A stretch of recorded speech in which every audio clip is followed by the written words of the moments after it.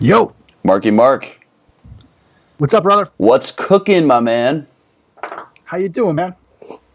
I'm doing good, dude. Just grinding away here. Where are we at? 9 days? Is it 9 days? 9 days. Dude, that Almost blows. here. That blows my mind, man. I try to kind of zone out the last like 2-3 weeks, just because it just gets it's too much. Like there's only so much you can do with like grading guys. Like all that stuff's over for me. So now I'm just trying to work on a little like video cut ups and stuff and keep myself busy. But I can't believe we're almost here, man. 9 days. That's nuts. It is nuts. I mean, I'm already on to the next class, so That's wild. Are you really? That's wild. Well, man. because with just doing QBs, I get it. like Yeah. I'm done by like March, so like might as well. Like I'll do a couple more videos, but who's standing out? You could throw out some names. I might not even know them yet. But super early. I mean, some guys that I like so far. I think that Ryan Finley kid has some potential. Yep. What about I like Brett Rippin, the kid from Boise State. I'll keep my eyes peeled for him. What about that Drew Lock kid from Missouri? He's good. I want to see him. I want to see them put more on his plate. Sure. Like right now, he's like Bryce Petty, Baylor offense. It's just hitches and goes. Got it. If he starts doing some more stuff over the middle, I'm gonna get really excited about him. Any non QBs that like stand out right away? That's just supposed to like blue chip guys that should just go top 10 no matter what next year. Not really. I mean, I haven't seen any. I mean, I'm sure there are, but I'm just looking at QBs. Yeah, for sure. It's always fun. As much as we rip on Walter football, they always have like a 2019 mock-up already. Yeah. And it's always fun. Yeah, and I haven't taken a peek at it, but I remember looking last year, and it's always fun. Or, in years past where you get random dudes like Ken Dorsey's going to be the number one pick next year, blah, blah, blah, blah, blah. And it's just like, Brian Brown, the number one pick from Louisville. I actually wrote a piece last year about like the early mock drafts. Oh, you did? I got to check it out. Yeah. I'm pulling it up right now. Is it like kind of like a spoof piece where it's just like kind of making fun of how hard it is, or is it actually get into like? No, it kind of gets into the fact that like everybody talks about, and I wrote it last year about this year's class. How everybody was saying that it was going to be so great, the quarterback class. Yeah. And maybe that did pan out, but I went back and started looking at some mocks from like, the early mock drafts, and there was one from 2012, like right after the 2000. It was June of 2011 for the 2012 draft, and had Matt Barkley and Landry Jones as first round quarterbacks. Yes. And then there was the one next year that had Tyler Bray, Tyler Wilson, and Landry Jones again as first rounders. God, yeah, that just reminded me the Brian Brome one. I'll never forget, and that's on that same level. Where it's like, and I think Brian Brome would end up going second round anyway, so it's not like that was that bad, but it's just funny to see them etched in stone like a top 5 or number 1 pick next year, because you never forget it. Like you go into the year watching that dude really closely, and then it very rarely do they live up to that hype. It's just impossible hype to live up to. I mean, Brad Kaya, yes, that's what it was. As like a top 5 lock. And he went in the 5th round? Like 5th round, yeah. It's just now, QBs, I mean, that's the thing about QBs, that we often overdraft them, and it's easy to just, you're the QB of a stud team big-time like school, Miami. You're going to be a top 5, yeah. Yeah, or whatever. Easy to do that, or LSU, whatever. But the skill position ones are much more easy to predict, I think, with the blue chip guys, like a Bradley Chubb last year or whatever, like Darius Geis, or I remember Honey Badger was up on, top 5, top 10 on all of them, and he would have been if it wasn't for the off the field stuff. So the skill position stuff I feel like is a little bit easier. QBs though, man, are just super tough to predict. Yeah, it's so hard. So what did you guys, I saw that Andy had you on, and I know it's not out yet. I just don't want to double up on a bunch of stuff because a lot of my listeners listen to what Andy listens to. Did you guys talk about anything specific, or did you just go, like, here's what I want to talk to you about. I just want to talk about the 4 Pats picks, what they could do. Obviously, there's some glaring holes now with Solder gone, O tackle, maybe tight end, cornerback, whatever. So maybe talk about Pats. We'll talk about QBs a little bit, but I don't want to, again, double up on that too much. But obviously, you're the QB guru, so I definitely got to talk QBs to some degree with you. And then just some general draft buzz, and we'll talk about the draft guide as well a little bit. Is there anything specific that comes up? Nothing. Yeah, we talked nothing about the Pats. Okay. So that's wide open. I mean, we touched on QBs a little bit, but I barely talked. I don't think I even said Baker Mayfield's name. Okay. Good. Okay. I talked a little bit about Rudolph, Laletta, just touched briefly on those guys. And general draft buzz, we didn't really dive into that too much. We did talk about how we might see 6 QBs in the first round, but that's pretty much it. Did you guys talk any Viking-specific stuff, like Kirk Cousins or anything? And it's okay if you did. We talked the Cousins thing, but that was it. Okay, so you talked a little bit of Cousins. Hold on just 1 second here. Were you looking for my keys? Mark, can you hold on like 30 seconds? Yeah, sure.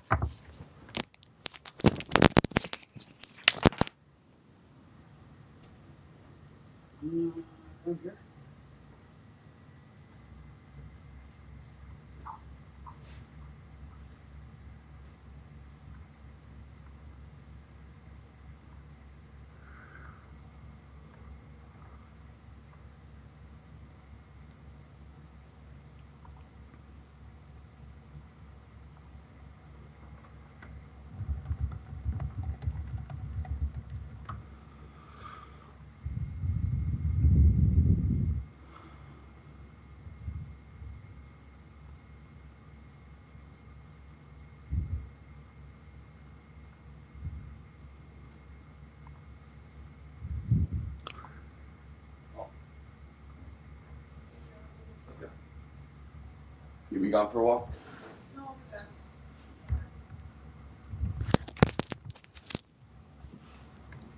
Just try to be quiet when you're coming in. All right, sorry about that. No worries. Okay, so you talked a little Cousins. Okay, so we'll talk QBs. We'll do a little Baker Mayfield, but yeah, we'll pick your brain about the Pats. Did you see any of those prop bets that I threw in the group chat? I did see some of those. Maybe I'll just pick your brain, have some fun at the end instead of doing that go get your guys segment. We'll just maybe talk about some of those. All right, man. Yeah, short and sweet. What do you got? Like 25, 30 minutes? Yeah, sure thing. Perfect, dude. Okay, let me just make sure this is recording.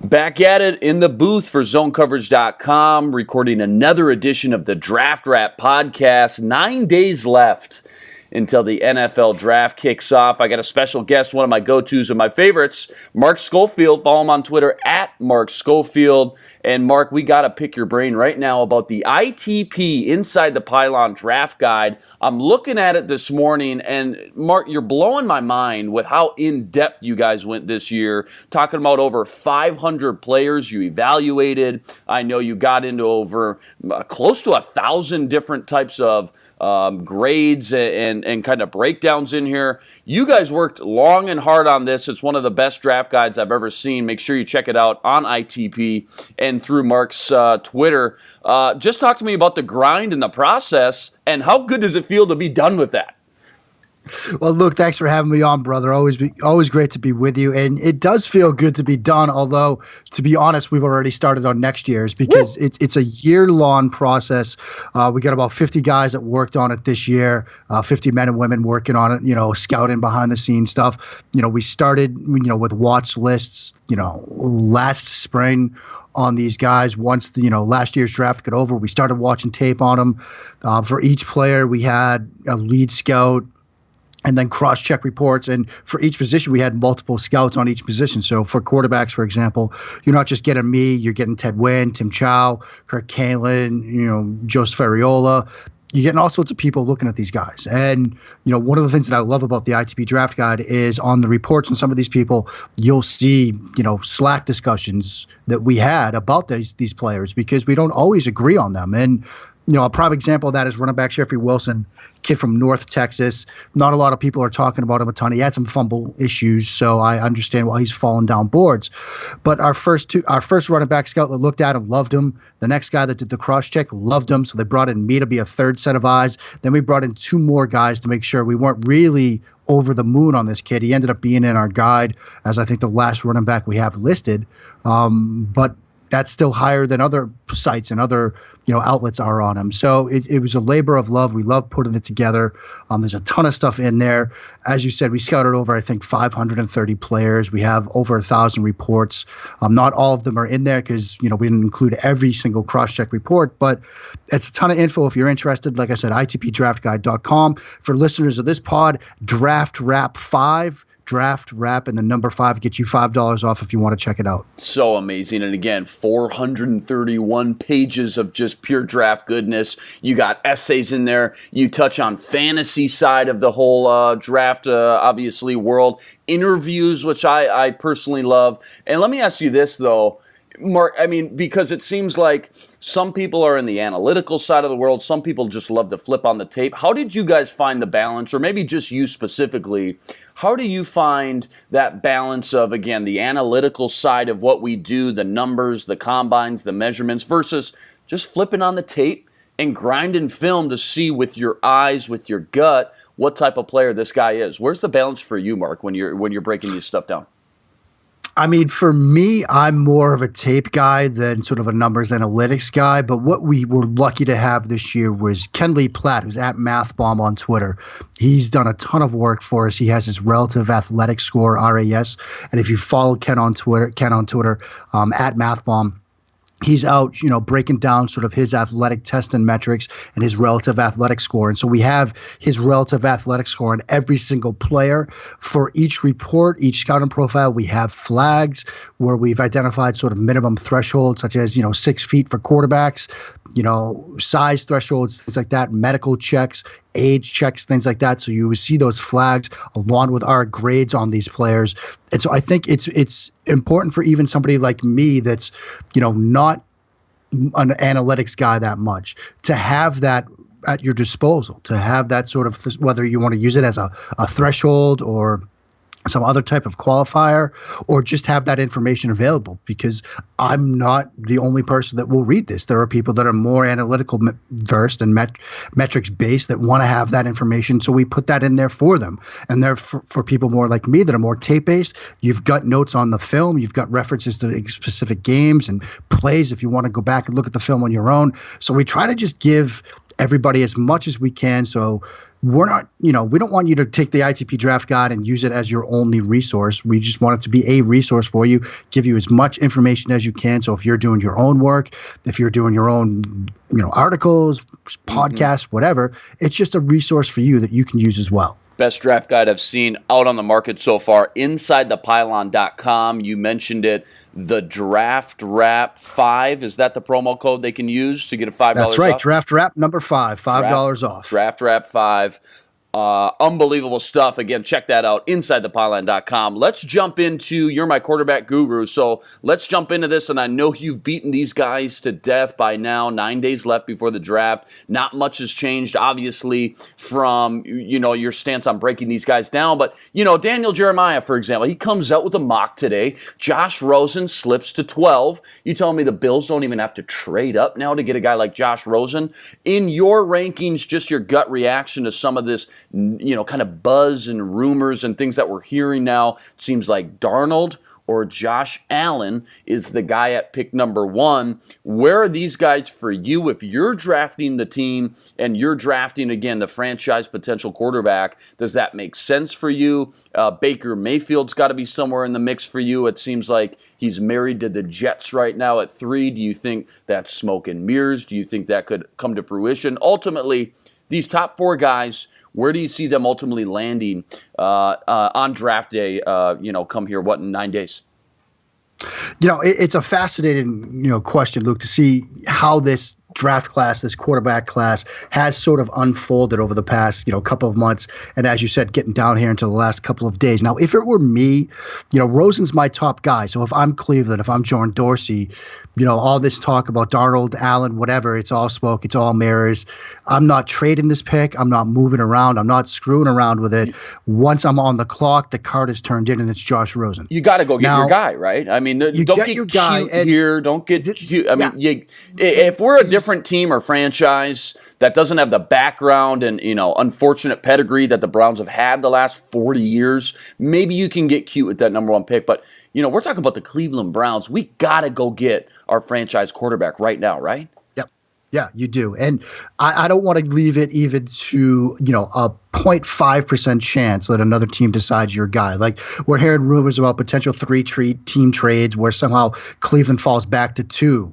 I'm not, even if I've got a handshake agreement, even if I've got it in writing from another team that they're going to go to 1 and draft the quarterback you don't want, I'm not leaving it to chance. I'm drafting my guy. And for me, it's Josh Rosen. Now, I understand why, you look at Todd Haley and how he likes to be a vertical-based offense. Hugh Jackson likes to be a vertical-based offense. Tyrod Taylor fits a vertical-based offense. I think Cleveland wants to be vertical in the pass game. So I think you could look at Sam Darnold and say he could fit that. You could look at Josh Allen, sure, and say he could fit that. But my thing with Allen, who's my QB5, I can see a path to him being a good NFL quarterback. I can see it happening. But it's a narrow needle to thread. And I think with him, you've got to have the right glide path. You've got to have a system in place where he could sit, mature, season the way he needs to season. You've got to have patience from the ownership group, patience from the fan base, patience from the head coach who's not going to panic if the team starts 0-4 and rush him out onto the field. If Josh Allen goes number 1 and Cleveland starts 0-4, who's starting game 5 for Cleveland? It's Josh Allen. Right. Because there's going to be that pressure. And that's my ultimate fear with him. I mean, I would love Josh Allen to fall. Arizona at 15, sure. Baltimore at 16, Chargers at 17, Patriots at 23. If he falls to one of those teams that don't have to run him out right away, you've got Phillip Rivers, you've got Joe Flacco, you've got Tom Brady. Josh Allen could end up succeeding and hitting that sort of ceiling he has, which is a good ceiling. It's the floor I'm worried about with him. And I'm worried about it if it has to happen in Cleveland. Did Carson Wentz maybe affect this whole Josh Allen type of the way we view him, even though he's a small school guy, but the big arm, the big frame, a little bit of mobility outside the pocket? Did he affect maybe almost too much some of these teams that are looking at a Josh Allen with kind of the similar background and traits and saying, hey, if Carson Wentz can do it, we can do it with Josh Allen, and that's catapulted him up? Or at the end of the day, is he really on that type of level? I know because I'm asking, he's your QB5, he's my QB5. Besides the Mel Kipers of the world, it seems like everybody I talk to, nobody's got Josh Allen ranked worthy of the number 1 overall pick, but yet here we are. The Cleveland Browns may be looking long and hard at him. And is that going to be a big mistake? I think it would be. And what's interesting about Allen is you and I, Luke, we've got him at 5. We've got guys we know and we love and we trust, like Kyle Krabs, Jeff Risdon, that have him even lower than that. Right. I mean, they're looking at him as like, QB, 8 or whatever, and a 4th round grade on him. And I think what happened to Allen is, one, you do have the Carson Wentz aspect to it. There is some recency bias where people look at the way Wentz has matured into an MVP type quarterback and they think we can duplicate that, right? We can have that sort of, developmental path to him. So there's that. And there's the simple fact, and, I'm not here to sort of bash Matt Miller or anything, but, it was January 2017 for last year's draft when he had Josh Allen in his top 5. He had him to the Browns at 3, basically saying, I'm hearing that people love him. And that was back then. And so he was put on this plane where it was, he was a top 5 pick in last year's draft.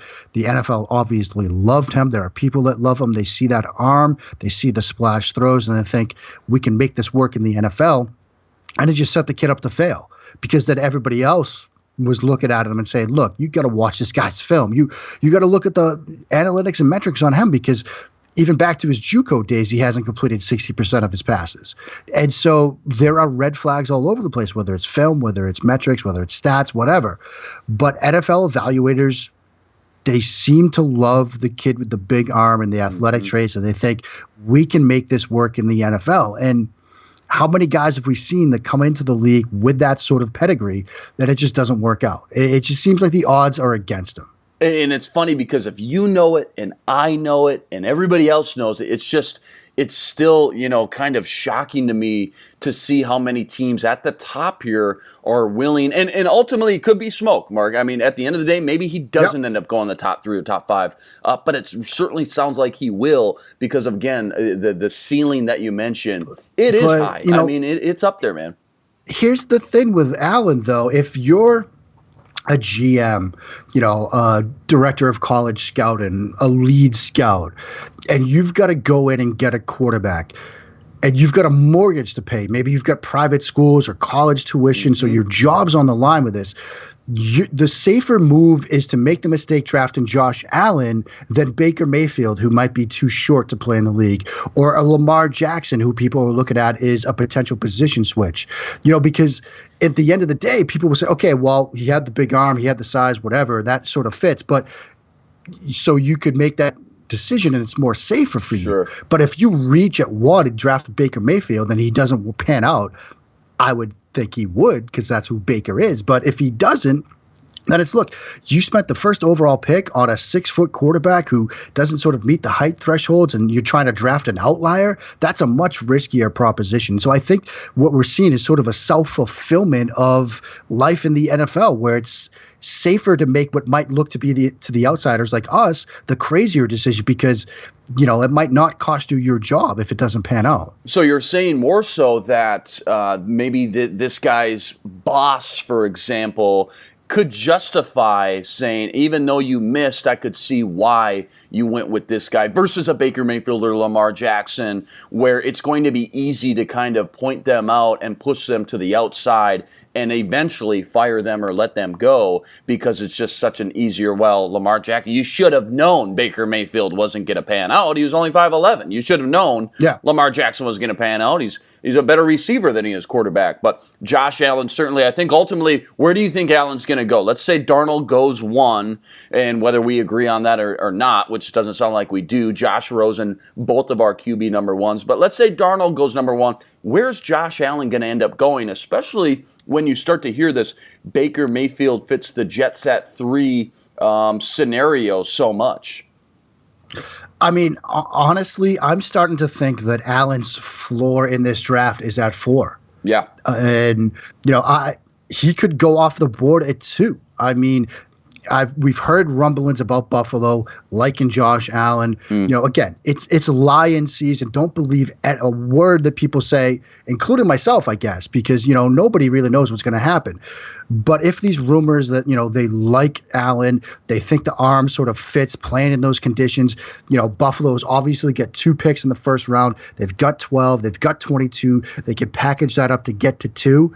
I could see him coming off the board at 2 to Buffalo. I could see him coming off the board at 4. When Cleveland, I would assume, if this draft goes quarterback, maybe the Giants don't trade back. Maybe they take a Barkley. Maybe they take a Quentin Nelson at 2. Because Gettleman hasn't traded back in the past. Now, he might get an offer that's too good to pass up here. And then you go Baker at 3.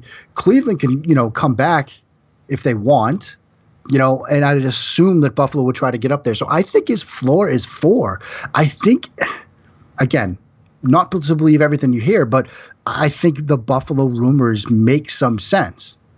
Oh, no doubt. Absolutely. And at the end of the day, Mark, too, we're sitting here thinking, 4 quarterbacks could go in the top 5 very, very perceivably. You got the Bills who are looking to trade up. I still say don't count out a team like Miami or Arizona. I know they pay Bradford all that money, but they have to be in the mix at least. And then again, you've got some teams, some wild card teams that could look to trade up. And what I'm calling not the greatest draft class in the world, they may decide to just use this ammo and go trade all the way up to the top 5. I think we could see 4 quarterbacks go in the top 5, which would just be nuts when you think about that. Means Saquon Barkley, Bradley Chubb, Minkah Fitzpatrick, Roquan Smith, Quentin Nelson. These guys are going to fall in the laps of teams like Tampa Bay. If you're a team like, say, Chicago at 8, Oakland at 10, yeah, you've got to be loving this. You're loving because, it. you know, Barkley might fall into your lap. You know, Chubb might fall into your lap. Quentin Nelson could fall. And if you're Chicago that needs some help up front, you get what many people consider the best overall player in this draft at 8. That's tremendous. And, you know, not to throw another team into the mix here, but let's not count out New England for doing something crazy here. Because, again, they've got 2 first-round picks. You know, they got 23. They got 31. They've got a need to get a quarterback as well. And if you somehow see a Josh Rosen fall, if he's there at 9, you know, let's take things full circle for a second. New England comes up to 9, trades with San Francisco, get the quarterback they wanted to replace Tom after trading Garoppolo to San Francisco. I mean, you can't write a better would be unbelievable. They certainly have the ammo to do so. Certainly, and again, you know, how far are these guys going to fall here? Somebody's going to fall, whether it's one of these quarterbacks or not. Somebody's going to fall, and it's going to be interesting to see. I've mentioned to my NFC North listeners, the Chicago Bears are in a golden spot here because one of, again, you mentioned it, Quentin Nelson, Roquan Smith, Denzel Ward, maybe a Minkah Fitzpatrick are all going to be sitting there staring that right in the face. And again, I mean, they're going to get what I'm calling maybe a blue chip type of player in this draft class, and they're not going to have to work hard for it. It's going to fall right in their lap. So it's going to be very interesting to see. Smooth segue into the Patriots. You're my Patriots guy. They have plenty of ammo. You already mentioned it, but after all the trades go down and the dust is settled, you're talking about pick 23. You're talking about pick 31. 43, and then at the end of the second, pick 63. What's the dream scenario here if they don't trade up to go get a quarterback, which, again, they have the ammo, which you've discussed, but what are the positions or a few guys that you're looking at, like a, obviously, left tackle with Nate Solder out, maybe a Mike McGlinchey? Are they going to try to find the receiver replacement with Brandon Cooks? Just from the scenarios I know you've played out in your head, who are some guys and names, maybe just positions in general, that are going to make sense or be the dream for New England here with all this ammo?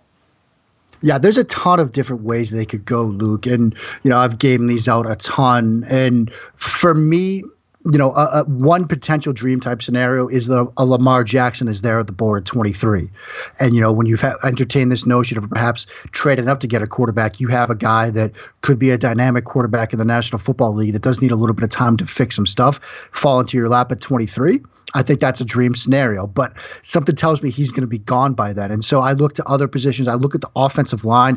If McGlinchey somehow falls and you get the guy that many consider to be, you know, perhaps the best offensive tackle in this draft at 23, I think that's a great spot for him. I love Isaiah Wynn. Love that kid. I can't stop talking about him. I know that, you know, maybe 23 is a little bit early on him, but he's probably gone by 31. You know, maybe not. You know, you look at Cincinnati at 21, they have some need for the interior. You know, they could use some guard, and I think Wynn's projected to kick inside and play guard in the NFL, but I think he could still play offensive tackle. Obviously, I haven't played left tackle in the SEC, so I like Wynn there. A lot of people are, you know, making the Colton Miller connection. I'm more comfortable with Miller, say, at 31. I know that seems a little bit crazy, you know, just an 8-spot difference, but he does need some developmental work. Obviously, a very athletic tackle, you know, tested incredibly well, almost out of the gym at the combine. But I do think you need some sort of refinement. Dante Skanecki would have to do some work on him, so I'm more comfortable with him at 31. You know, then you look at some of the other positions. You know, Leighton Vander Esch, they need some help at the linebacker spot. They could address linebacker there. I think 23 or 31 would be a good spot for him. Sam Hubbard, the edge kid from Ohio State, yep. sort of fits that Belichick profile. You know, versatile kid, can play, you know, edge, can do some outside linebacker stuff. He was a safety convert and then the lacrosse background as well. And so I think, you know, Hubbard makes a lot of sense. You know, they could go, you know, maybe Fred Warner a little later in the draft if they want to go linebacker. Marcus Davenport is another name to kick around. Davenport, you know, if he falls seems a little to bit. be the sexy name and tied to New England, just because you see the tools, and more so it's a testament to Bill Belichick that just gets, you know, these balls of clay like a Davenport inside that front seven, and boy, that makes a lot of sense. But as far as just positions that we should look at, is it offensive tackle 1 and then maybe something in that front 7 too, saying maybe you can get a receiver later in the second, like an Anthony Miller, maybe a DJ Moore fall, something like that in the second? Are those the priorities, or is there a wild card like we hear a lot of Rob Gronkowski talk? Is Dallas Goedert or Mike Gesicki in play at 23 or 31? I think so. And I've done some mocks with New England, giving them a tight end in the first round because of the Gronkowski concerns, whether, the latest rumor is they might trade him. That was a rumor that came out of, Boston radio yesterday. Kirk Minahan over at WEEI saying that Gronkowski, they're exploring trade options. Now, again, I think a lot of this is posturing. Gronkowski first saying he might retire. Well, he wants a new deal, and he's paid handsomely in terms of his contract value. But when you start to break it down and you look at, the guaranteed money, I think he's like, in terms of tight ends, 35th in terms of guaranteed money paid to tight ends, with some tight ends now it's part of the rookie deals. But guys like O.J. Howard and Evan Ingram, almost all of their contract is guaranteed. So he wants more guaranteed money. So he says he's going to retire. They, plays that chip. So the Patriots say, okay, well, we can start contract negotiations, but then they play that we might trade you chip as well. And so I think this is all, some posturing. But I think tight ends a position of need, potentially at 31, maybe even 23. I love Mike Gesicki. I think he would be a great fit in New England. As far as wide receiver, I think when you look at New England's, receiver core right now, they bring in Jordan Matthews, they bring in Cordell Patterson, who's probably more of a gadget type player. But, you've got those two guys that you've added. You have obviously Julian Edelman coming back. You've got Chris Hogan. You've got Philip Dorsett. You have to get Malcolm Mitchell coming back off of injury. I think they address wide receiver, but more late. I keep thinking of that Braxton Berrios kid, the slot receiver from Miami. At the top of this, I've seen him on the board in most seventh rounds when I've done mocks, and I think he could be there at that first pick in the seventh. So I think they wait on receiver. I don't think they address it early, but tight end is definitely a position to watch. I think offensive line, particularly tackle, they do get Antonio Garcia coming back from that collapsed lung, but you wonder about sort of his health, his conditioning, so they probably address tackle. Edge is a position of need. Defensive tackle. With the heart concerns, if Maurice Hurst is there at 23, or if he's even there at 31, they acquired Shelton. They're going to have a decision to make about, Malcolm Brown.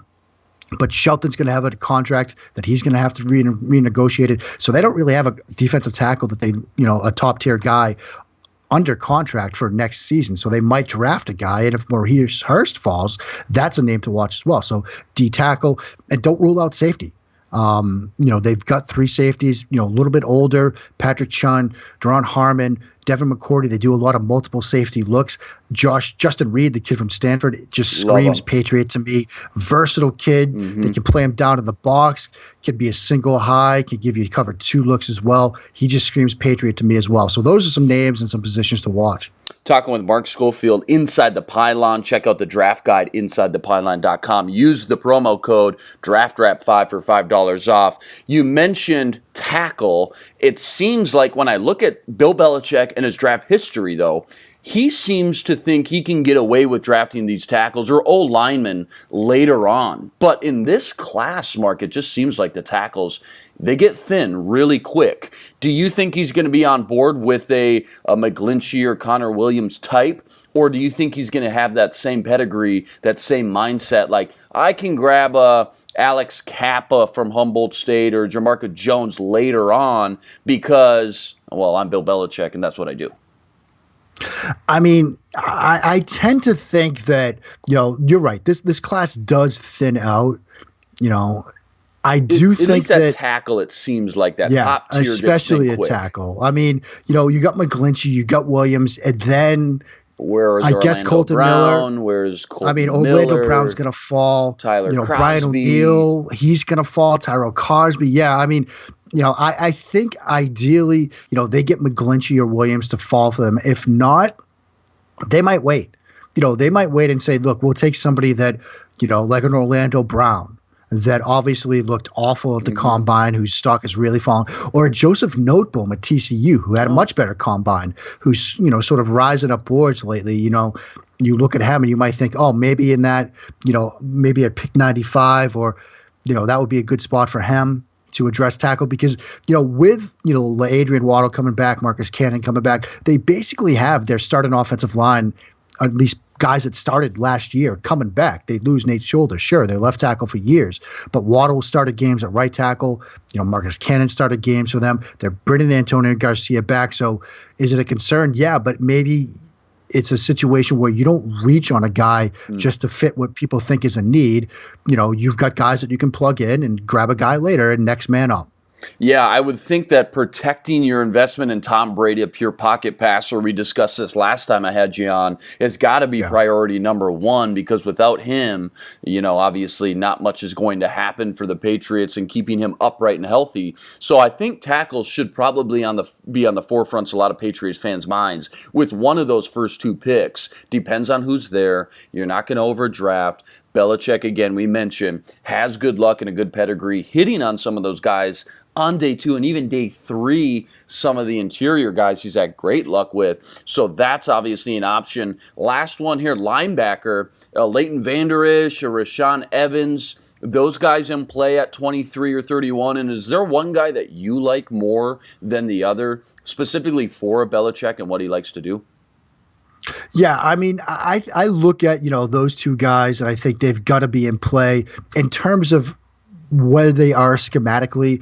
I always look at the Alabama guys, particularly when you look at defensive side of the ball for New England, because there's so much scheme similarity between what Saban does and what Belichick does. Obviously, they coach together in Cleveland. The schemes are the same. So, when you get a guy like, say, a Rashaan Evans to come in and be an inside linebacker, obviously, look, they draft Dante Hightower to be an inside linebacker with them for years now. And now you look at potentially, to get the next guy. No, I can't get past the idea of Evans. I think he might go a little bit sooner, but maybe not. And if he's there at 23, I think it's a good fit. The kid from Boise State, has really sort of helped himself over this past year. Massive production this past season. I mean, 141 tackles. Outstanding. I mean, that's hard to get past. I mean, those are great numbers, great production. We heard the rumblings about potentially an injury concern there, but I think that's all checked out. And so, yeah, if he's there at 23 or even at 31, he would make sense too. But in terms of a scheme fit, I'd say Evans. Okay, I'll put you on the clock, and you can use your Inside the Pylon draft guide rankings, or just in general, we kind of know who would be there. And at 23, who's kind of the guy that you're hoping for outside of the Lamar Jackson or the Josh Allen, the quarterback? Who's the top guy that you're hoping? Is it a McGlinchey? Is it a Davenport, a linebacker? Give me your your dream scenario, and then I'll be on the clock at 31. We can alternate. Okay, cool. I mean, at 23, I think if McGlinchey falls, then you get your offensive tackle. Yeah, I mean, you get your guy to protect Brady. If he's not there, if Evans is there, I like that. And then, to throw sort of a not really a wild card into the mix, but I know they added a Jason McCourty, but you can't have too many corners in this league, enough. And so. If Carlton Davis is there, if Mike Hughes are there, I'd give them consideration as well. Or Jair Alexander. I mean, he could fall. There's a lot of them. He might be there at 23 too. They're not all going to go. I mean, I've spoken volumes about this cornerback class. It's my favorite position at the top because you got about 5, even 6 guys very similarly ranked in my book, from the Isaiah Olivers to Jair Alexander, Josh Jackson.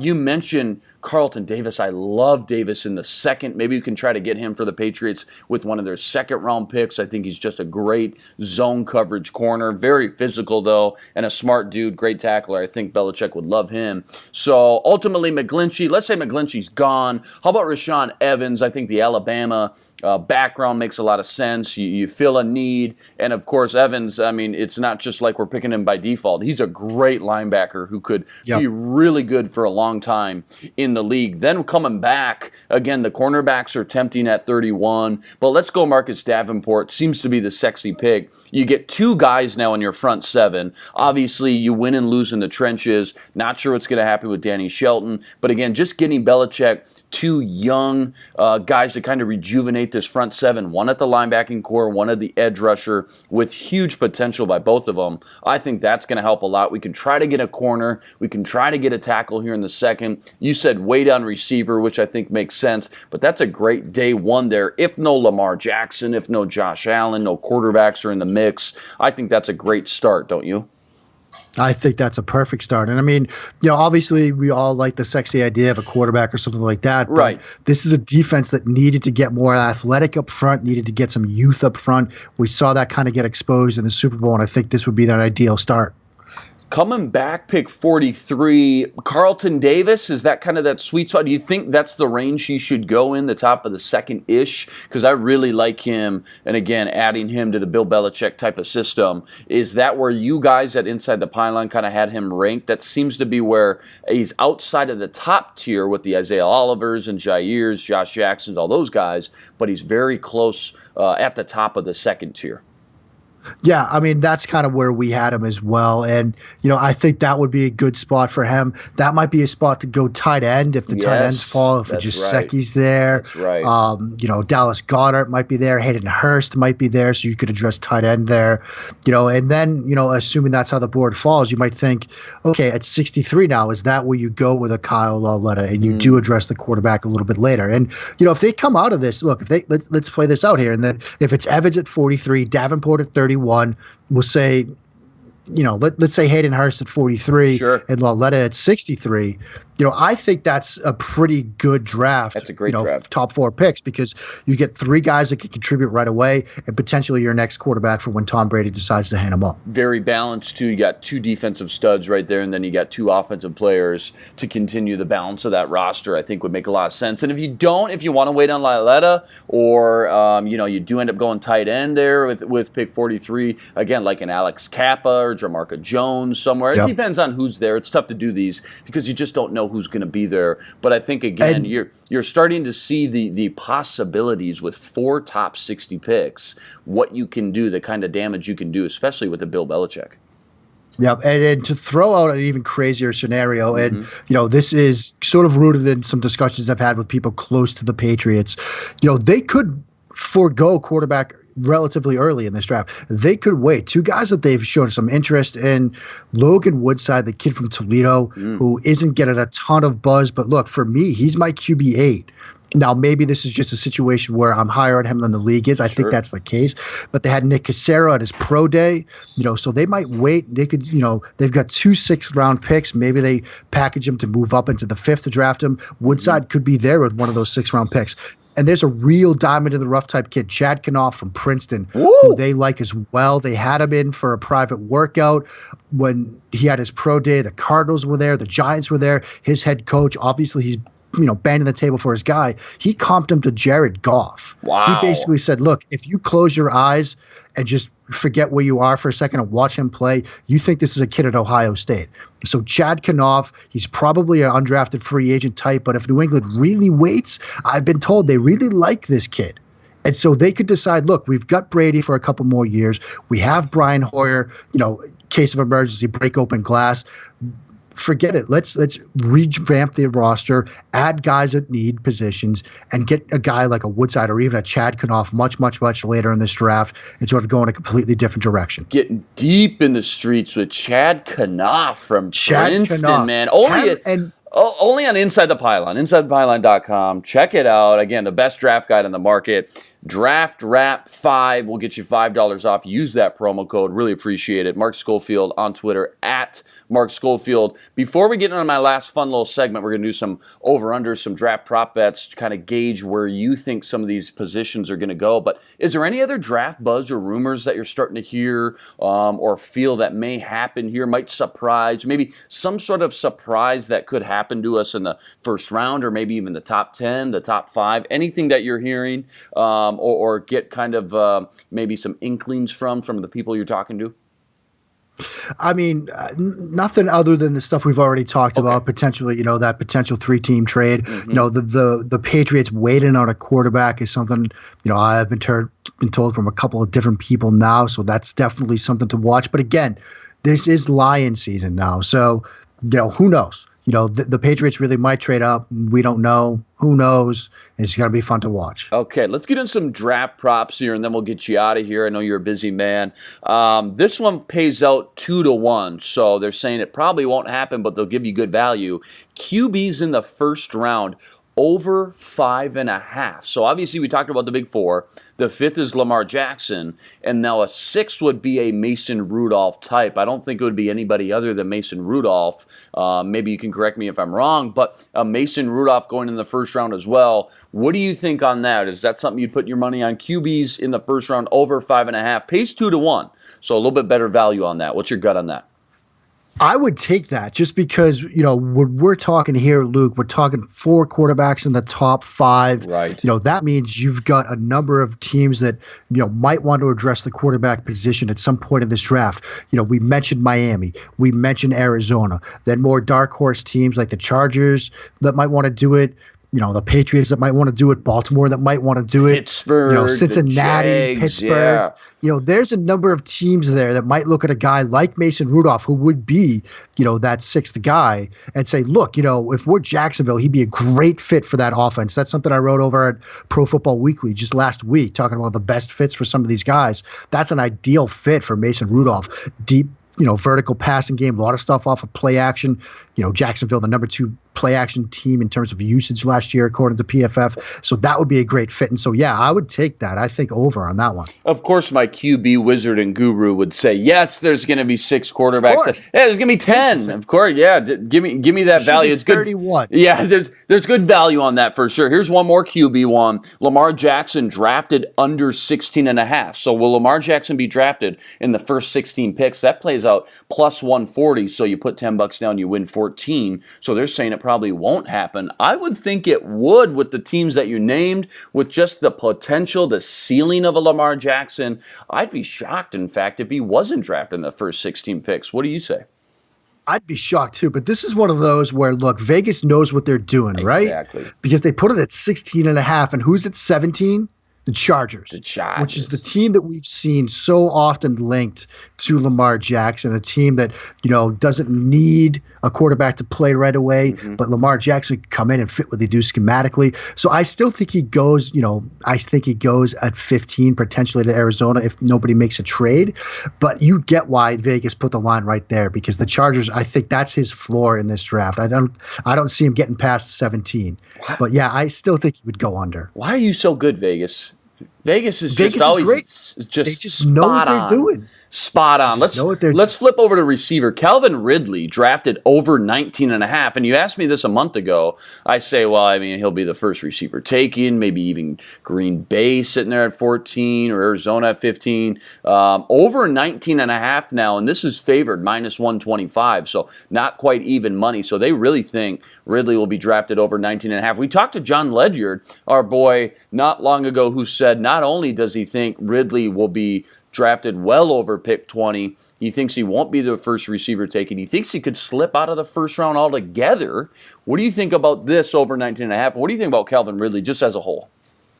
I mean, as a whole, I think he's a solid NFL prospect, great route runner who I think you could plug and play basically in the National Football League. But I think there are some concerns about him, some stuff that showed up in tape, some stuff that showed up at the combine.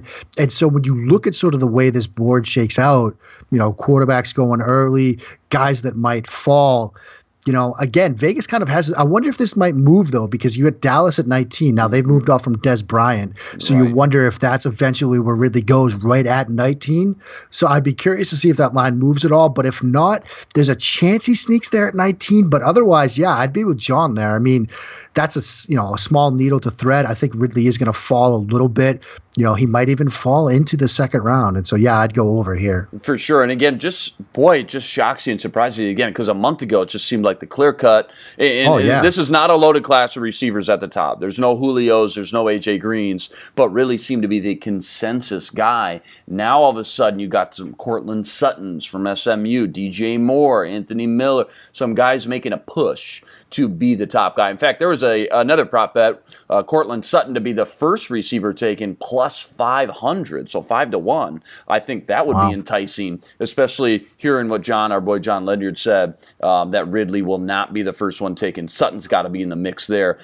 First DB taken, so first defensive back. And again, I mentioned the top corners, but we've got Derwin James here at plus 256. Just call it plus 250, so 2.5 to 1. Pays really good money. Do you think Derwin, though, would be the top DB taken? I know he's enticing, but there's so many other big names there. It seems like a long shot. Yeah, I mean, that is enticing considering how it sort of pays out there. And, I mean, you look at sort of the teams picking near the top. I mean, I look at Tampa Bay at 7, and I got to think they go corner. Got to go corner, right? So, and when you look at saying maybe 4 quarterbacks in the first, and you get, maybe Denver goes with Quentin Nelson, maybe Indianapolis has Barkley fall into their lap, then you get Tampa Bay on the clock. They got to go corner. And so, yeah, I get why James, is in consideration for this, but, I think, looking at the board this way, I think Tampa goes corner, and so it would be somebody else. 2 more here real quick. Alabama players taken in the first round over 3.5. Now, this is minus 245, so you got to put, $25 down to only win 10. So they think it's definitely going to happen. But when you think about this, Alabama players taken over 3.5 in the first round, you think about it, we just mentioned Calvin Ridley may not go in the first round anymore. Certainly he could. You've got Rashaan Evans. He seems to be a lock in there, right? Minkah Fitzpatrick's got to be a lock in there. But who's going to be the fourth if Ridley does go in the first? Who's going to be the fourth? A Deshaun Hand or Deron Payne? Who else am I missing? I mean, guys like Ronnie Harrison could sneak in there. Doesn't seem like the sure thing that Vegas makes it seem to be at minus 245. Yeah, and I remember, we were talking about this the other night, and I really don't see this happening, that you're going to get a bunch of Alabama players in that first round. I mean, you look at some of the names you talked about. Yeah, I think Minkah's a lock for the first round for sure. Ridley, fringe first round player, especially given how the board might stack up. I think Evans is a fringe first round player. And so, yeah, I think when push comes to shove, it might be a situation where, as great as the Alabama pedigree is, I don't think we're getting a ton of Alabama players here in the first round. I think we'll see a ton come off and say that 35 to 50 type range, but I'm not seeing a lot of Alabama guys at the top of this draft. Certainly not to the value or lack of value that, again, that bet shows at minus 245, because, again, that tells you that Vegas thinks it's definitely going to happen. Last one here, running backs. Devalue position. Barkley's going to go right away, but this is saying running backs taken in the first round under 1.5. That pays plus 155. So is there going to be a second running back taken, right? It's got to be. I mean, Darius Geis has been linked to a lot of teams. In fact, I keep mocking Darius Geis to a team like Seattle, who wants to get back to their physical running days when they had Marshawn Lynch and won that Super Bowl. Ronald Jones, I talked to Eric Galko, said Ronald Jones is going to go in the top 25 picks. Electric kid from USC. Sony Michel, don't think anybody's stock is any higher towards the end of the season, heading into the pre-draft process. Towards the end, than like Sony Michel. Running backs taken in the first round under 1.5. No way, right? Yeah. No, I mean, no way. Let's put it this way. Darius Geis is not getting out of the first round. Okay. Because Philadelphia likes him, and he's such a perfect fit for what they want to do. And for the people I've talked in and around Philly, they're just worried he's not going to be there when they pick at 32. And so there's 2 right there, because obviously Barkley's going early. And so, yeah, we might see 4. I mean, New England, they probably don't go running back, but if Sony Michel's there at 31, they might at least think about it. Yeah. So I mean, I think there's a number of teams you could look at that might, address running back. So yeah, it's an interesting way this board might fall, but Carolina might consider it, and so. Right. Yeah, I think more go than Vegas is thinking. Certainly seems like a no-brainer to us. Again, Vegas is Vegas. Vegas they knows know better, something. Though. They so know. I don't know, but certainly the names that you mentioned, the running backs that you mentioned, all worthy of a first-round selection. Look at Carolina. They've got Christian McCaffrey, Fozzie Whitaker, and Cameron Artis-Payne are their running backs right now. I mean, if Sony Michel is there, you got to at least consider it, right? It'd be wild to see a team like the Panthers in today's day and age, where everybody knocks the value in kind of a watered-down position of the running backs, to see them go back-to-back first-round picks on the running backs. Now, of course, McCaffrey's more of a receiver than anything else, but it would still be funny and a little ironic. DeMarco Murray, I think, is out of Tennessee now as well, so maybe they pair somebody up with Derrick Henry there. Atlanta seems to be set. New Orleans seems to be set. Le'Veon Bell, don't count him out. I know I like James Conner as a backup, but just seems like so many issues with Le'Veon Bell in the contract year in, year out. Maybe they look, again, the talent is there and worthy of first-round picks. Just depends on these teams. Value that position. That's all I got for you, man. We're going to have to get you on after the draft concludes. We're talking with Mark Schofield on Twitter, at Mark Schofield. Please check out the best draft guide on the market at InsideThePylon.com. You can use the promo code DRAFTWrap5 to get $5 off. definitely worth the bang for the buck. Certainly the best that I've read. Over 500 players, over 1,000 write-ups, talking fantasy stuff, angles, talking interviews, certainly mixing the analytics with the film grinding, and I'm in awe at what they did over there inside thepylon.com. Check that out. Mark, what do you got working on now? You're starting to break down, let me guess, the 2019 prospects already. You got it nailed, my friend. I mean, yeah, I'm rolling out my top 20 rankings over at ITP. Got the the bottom 5 of my, top 20 guys up. We're rolling through that. Probably have a video out at some point next week on why Josh Rosen is my QB1. But yeah, we'll do some draft recap stuff. But I've got the binder getting filled up already. My man, I had 4 binders this year on quarterbacks. Okay. 4 binders. My wife is looking at me like, we don't have enough room for this stuff here, man. Nuts.